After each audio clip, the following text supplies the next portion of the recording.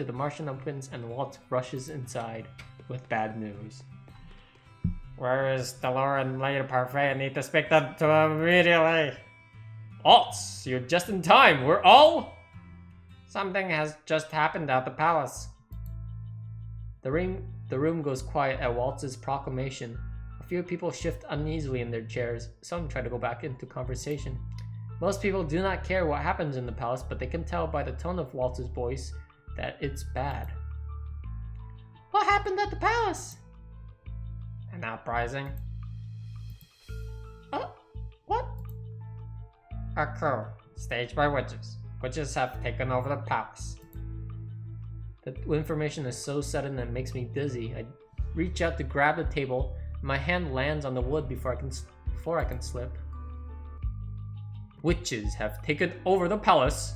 An army of them. No, only a few. Oh, thank God. Irian strides across the room, followed quickly by Garland. Which one was which? Garland, I think, is the male. Was this about a witch taking over? We have some of the best knights at the palace. There is no way witches could break under the palace's guard. Unless they had someone inside helping them. Alcaster? No, myth. Who are we talking about? You know him as Mithros. He uses a different name now. Sir Mithros, the king's advisor. He's a witch? There is no way Mithros is a witch. We would have known. Glamour. He was using glamour. Everything Waltz said suddenly gets swallowed up in questions. Yuri and Garland ask question after question, while others start surrounding Waltz to ask him what has happened to the king and his children.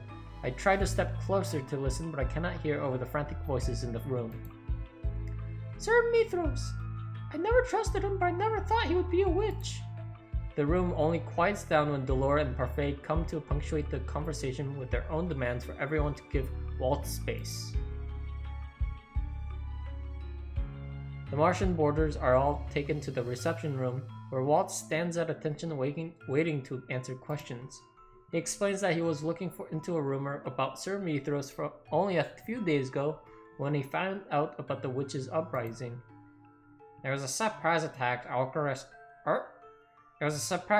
orchestrated by Mithros who let the witches in through a secret entrance of the palace. Alcaster was killed during the uprising. Many knights were injured and are currently being tended to in clinics and hospitals around the town. Whoa! Straight up, Alcaster just died? After this explanation, I feel even worse than I did in the main room. I stare at Waltz at a loss. What of Fritz? Fritz?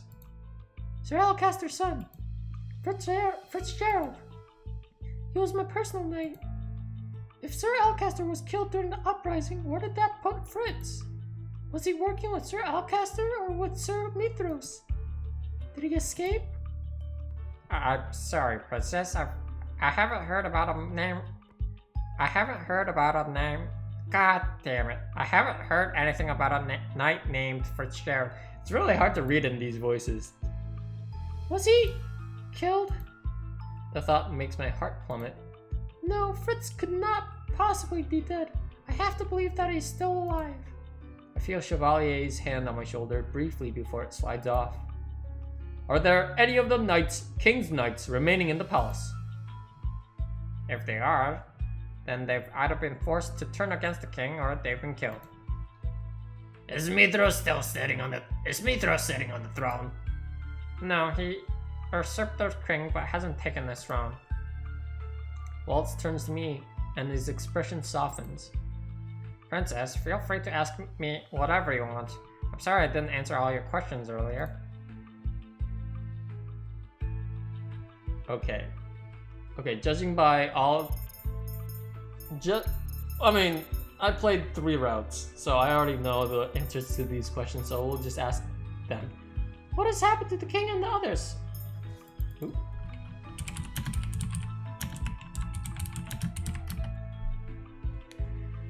What has happened to the king and the others?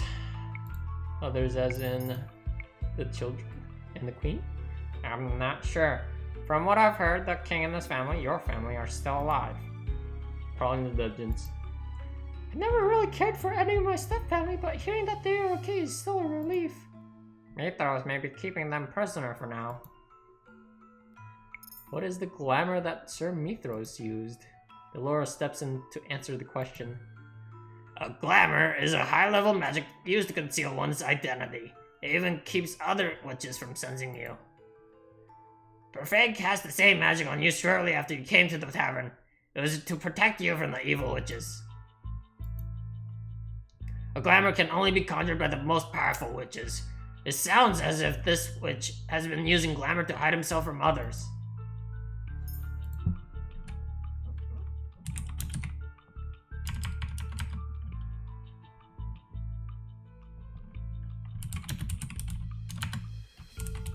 No promises. Do you know Mithras? It was a long time ago. We both shared the same teacher. Teacher? Wait, Walt, are you a... Oh wait, yeah. He smells back, but it is weak and it does not reach his eyes. Mithras was always very competitive. I thought he had died at the end of the Great War, but he's been in the palace this whole time. His disguise is so simple, I should have realized his name was so similar, but... You couldn't have helped it. That's what the glamour does to you. Maybe if I wasn't cursed, if I had more magic, I would have been able to sense him. Who has claimed the crown?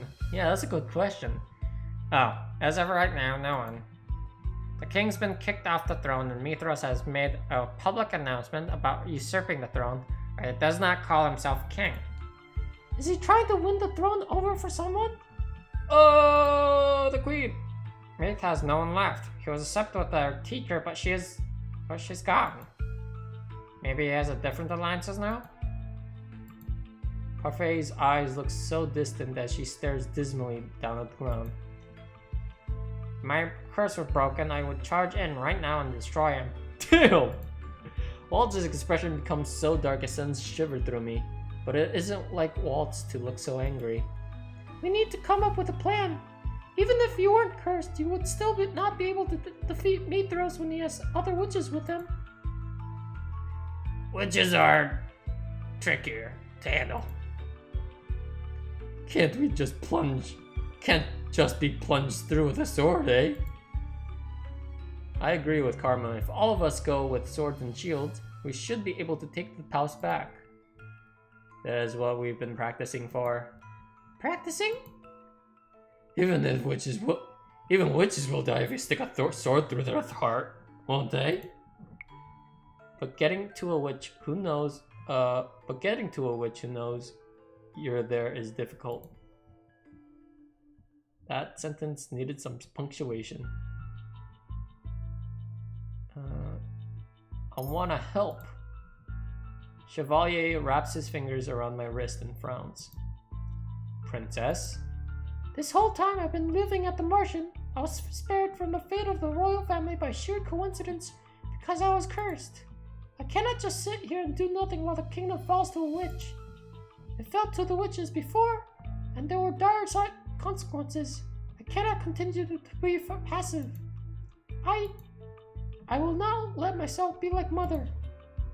Princess, I am Lucette Briella Breton, the crown princess of Angiel, and I will not stand by and watch when the kingdom is in turmoil. The room goes quiet at my statements. Chevalier's fingers loosen on my hand. I can see a ghost of a smile on his face, though it underlies his sorrow. Spoken like a true princess. Whether or not you want to help, Princess, you really can. You won't be able to use magic until your 18th birthday. Spoilers. That's when you become the bear. Spoilers. I cannot let that stop me. Wait, she already knows? I will find a way. Wait. Oh, it was the history lesson, but weren't they just bashing the queen during that discussion? Okay, never mind. I guess I have to look back now. The conversations in the room continue for a while longer.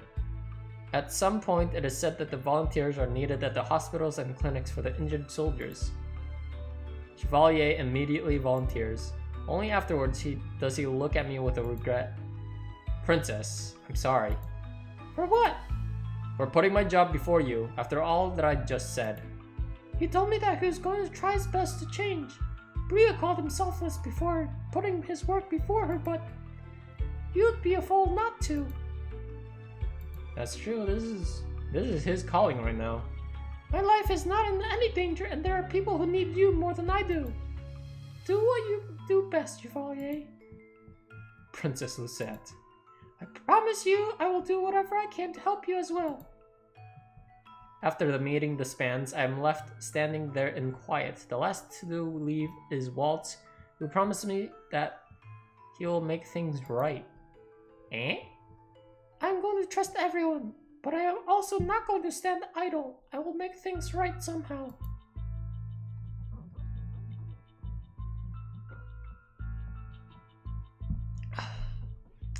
As is my responsibility as Crown Princess.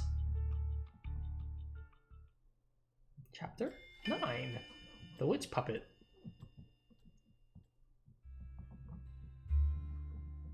Ah, another long night. The two of us are on our way back to the Martian after visiting a clinic in town. We were there for hours and it is a relief to be out in the open now, but where I can feel the wind on my skin. Are you okay, Princess? I know that what you must have been... Oh my god. Are you okay, Princess? I know that what you saw must have been difficult. I'm sorry I couldn't shield you from the majority of it. I volunteered to help Chevalier at the clinic part-time, but it's worse than I expected. Many of the soldiers have severe wounds. I had thought that most of the injuries sustained by the knights during the upheaval were only minor, but I was wrong. Their injuries are much worse. Princess? He reaches out and laces his fingers through mine, then gives me a soft smile as he squeezes my hand. Are you okay? I'm fine. It has only been 1 day since the uprising at the palace. I had thought that there would be less blood, but I was wrong. Is this what things were like after the Great War? I wasn't a fully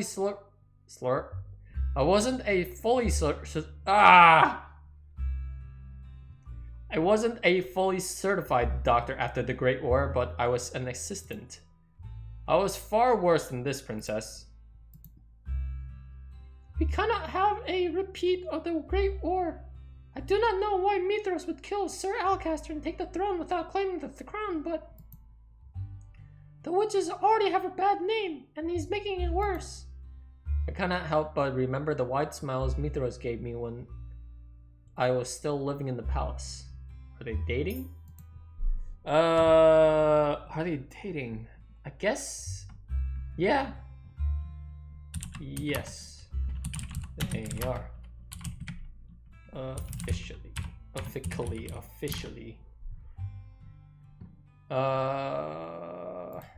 Every time I felt his eyes on me, I felt there's something strange about him. Yay, way to go! That's sort of out of character, Gish, but alright. There was always a cloudiness in his eyes, something unreadable. He was excellent at his job, but always an enigma outside of it. A sudden breeze chills my skin. Let's go back before you freeze out here. The two of us begin our walk back to the Martian. Thoughts of the palace, the king, and my stepfamily cloud my mind. Since I have been staying at the Martian, I have not seen Rod once. I was never sure of it. I was never sure if it was because he was ignoring me, or if it was because he only wanted to speak to Parfait. Both. Regardless, I hope Rod and his family are okay. I would never have wished this treatment upon anyone, not even to ones I hated. As we walk, I glance up at Chevalier, whose head is tilted skyward. I catch a glimmer of lights in his eyes and smile. Even just for a moment, I can forget about everything when I am beside him. It is a way of taking the weight off my shoulders. But as Crown Princess, I cannot let others carry my burden for me. I must find ways to protect the others. I wish I was Asian. That was random.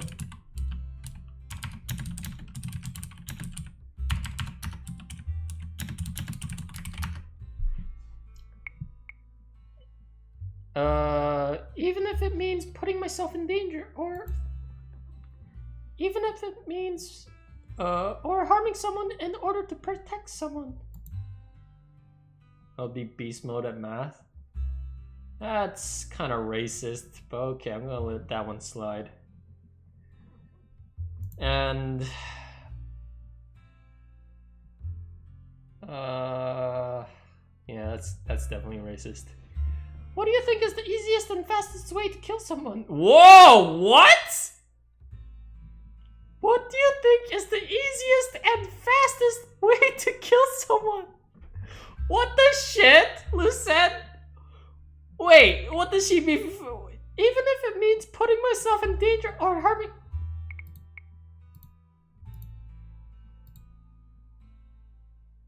Wow! Chevalier's body goes rigid beside me. He stops to stare at me wide-eyed. I'm asking you just in case I'm ever in danger. I have never fought anyone before. I can retaliate, but I do not know how to actually harm anyone. To kill someone is to end a life. It is stealing away a life that others might love. You bear the burden of that death for the rest of your life. I pull myself away from him. But Mithras is not an innocent man. Would you rather he killed the royal family instead? No, it's not that, princess. I know he must be stopped at any cost. It's just, I would never want you to have to kill someone. How would you know what it is like to kill someone? You have only helped people, not hurt them. You saw the soldiers in the clinic today. You saw how close some of them were to death. Did you see the hollow look in their eyes? I have seen that many times before. It is the look of a man who clings to life desperately. Every life is precious. And a life is still a life, whether it is vital or not. It is still a responsibility you have to bear. I think he's still sort of idealistic with that. There's still like a lot of people that are irredeemable. I know how valuable and fragile lives are because I have helped so many people. We stand quiet for a few moments facing each other. I know I am at odds with Chevalier. He speaks the truth, but I also know that I speak my own version of the truth too. Oh god, I thought I was done with Bria's voice. Alright, take a deep breath.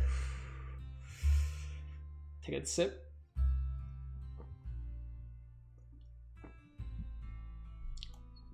Alright. I even forgot how to do this voice. The world is a place where only the strong survive. People are kind, but they will take advantage of those who are too caring.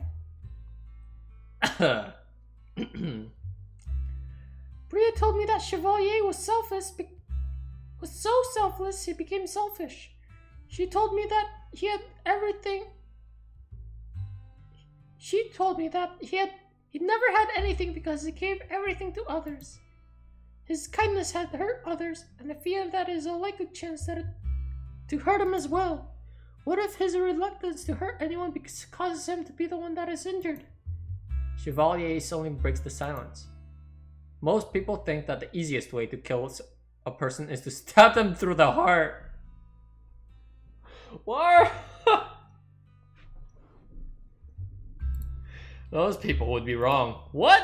He puts his hand over his heart and stares dismally down at the ground. He removes his hand briefly, but only to reach for mine.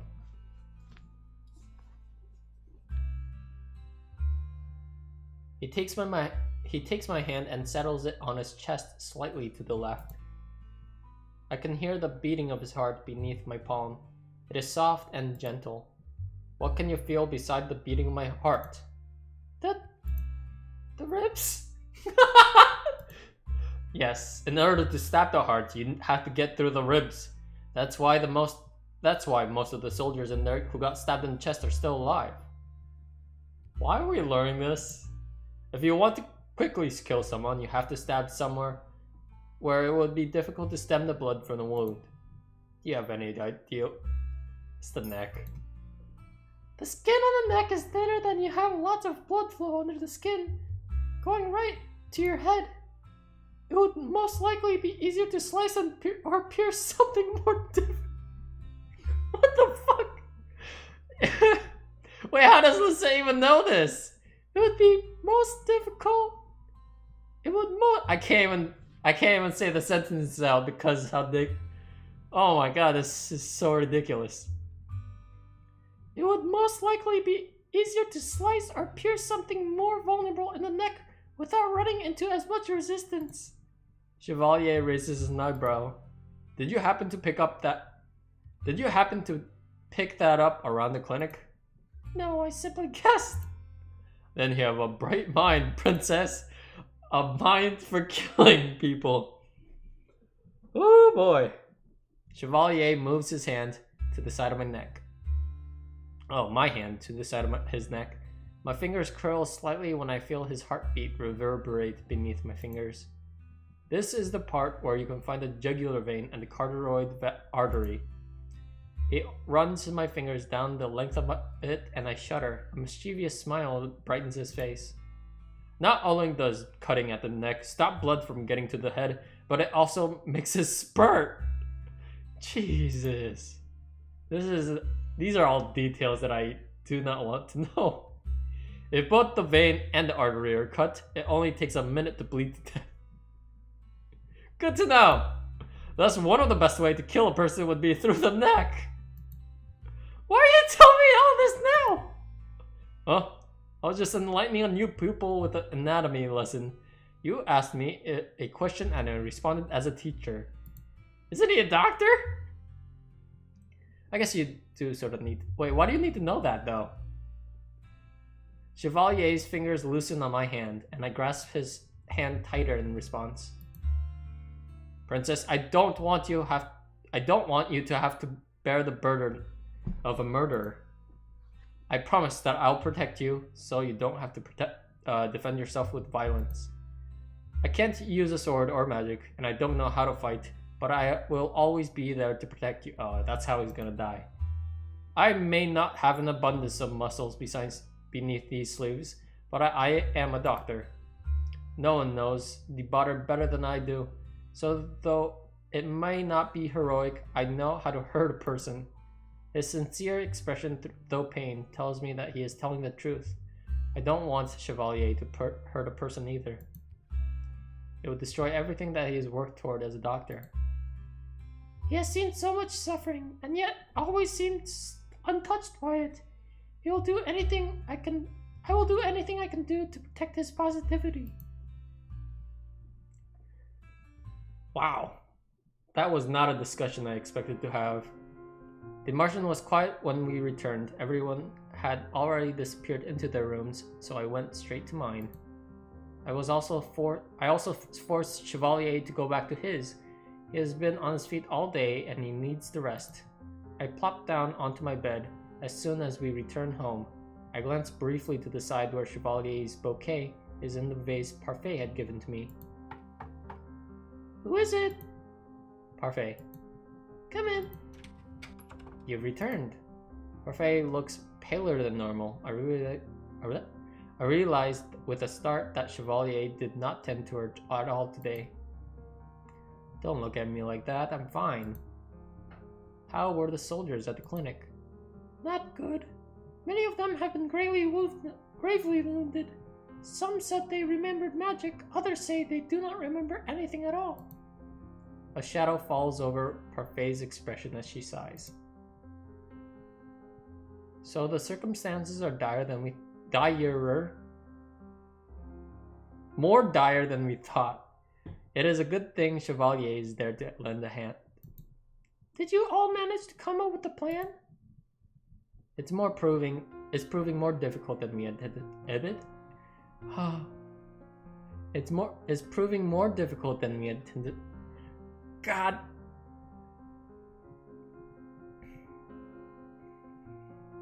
It's proving more difficult than we had anticipated.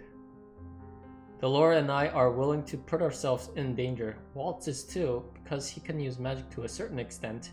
The Knights and Karma have their blades. The Chevalier... I don't want to involve him in this. Because you're worried about him. Of course I am. You've grown, Princess. You remind me of a younger Hildur. Back then, Hildur was both calm and resilient.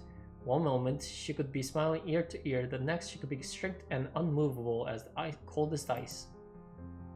The two of us were like sisters. We did so much together. We learned together, explored the kingdom together. I can say with all certainty that we were the best of friends. And then the fairy tales happened. When Hildur killed the first human, she was corrupted.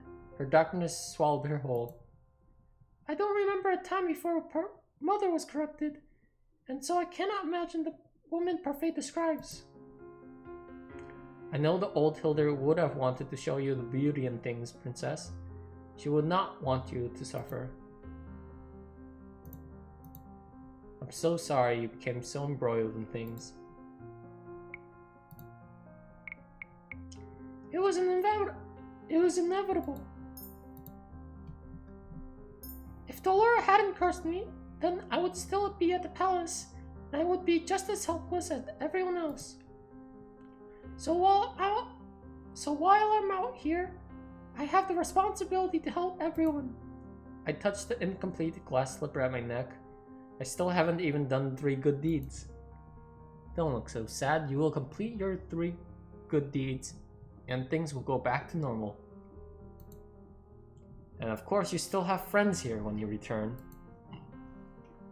And come your 18th birthday, Delora and I will teach you about magic. Waltz is eager to help too. For now, our top priority is a plan. Rest easy, Princess. Things will work out. It's hard to believe that this problem could be easily resolved, but I will try to believe. When Parfait leaves, I am left to my own thoughts. I hope everyone at Palace is okay, and that they can hold on until we come up with our plan. But I feel like we're already running out of ideas and time.